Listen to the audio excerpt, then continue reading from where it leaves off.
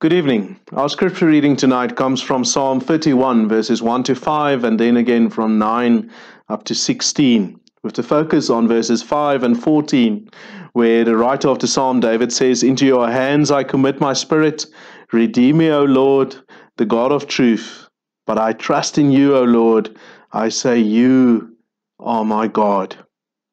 As Christians, we live in this world. We can't live anywhere else. In this world, life is not always easy or uncomplicated, even for children of the Lord. Psalm 31 is therefore not a fair weather psalm. The writer of the psalm is going through a very difficult time. It might be a description of the crisis David experienced while he was fleeing from Saul. He is looking for refuge and for certainty. He has to run somewhere. Just listen to his distress from verse 9.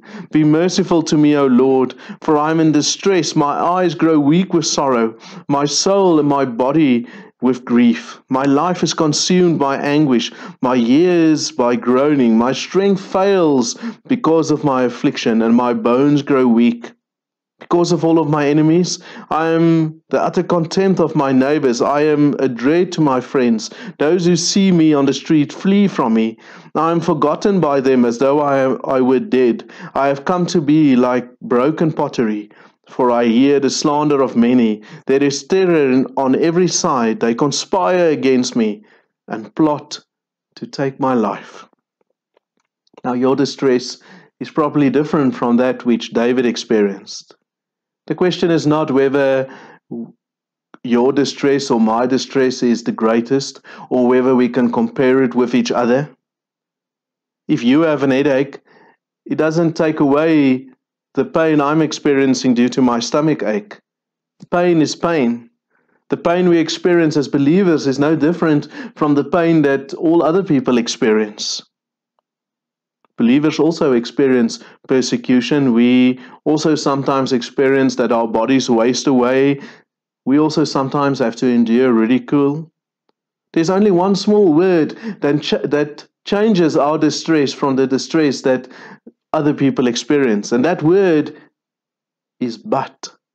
The writer of the psalm says, "But I trust in the Lord. I say, you are my God. My times are in your hands." A believer can always say, "But." Yes, my life is wasting away. Yes, I'm being ridiculed. Yes, I feel forgotten. But this "but" has everything to do with my relationship with the Lord and my trust in Him. The believer never stands alone or powerlessly in his or her circumstances. The believer stands in his circumstances within a relationship with the Lord. The Lord is his God. The believer belongs to someone. He's not helpless or hopeless. The believer knows where to run to.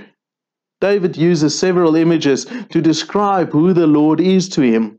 He is his refuge, his rock, his fortress. He is the one David flees to for refuge and for certainty. He flees to the Lord, his God. What a privilege to know this as a Christian, to know that I'm living in a steadfast relationship with God. I have certainty that no matter what may happen to me, nothing can ever separate me from the love of God. As a believer, David knows that his times are in the hand of the Lord. His life is not given over into the hands of his enemies. His life is not a matter of chance or fate. The Lord holds his times in his hand. The plural times is used to point to the fact that his life is not just held in the hand of God in one all-enfolding moment of time. No, the Lord holds his life in his hands in every moment of his life. His life is in the hand of God, not only over years or months or days, but in every moment of each day. If you, as a Christian, have the privilege of knowing this, of knowing that there is a but, then you should also surrender your life in the hand of God. We need more than just the knowledge of His presence. We also need to trust and surrender to Him that He is present. This starts by saying it. In our hour of need, David confesses that the Lord is his God.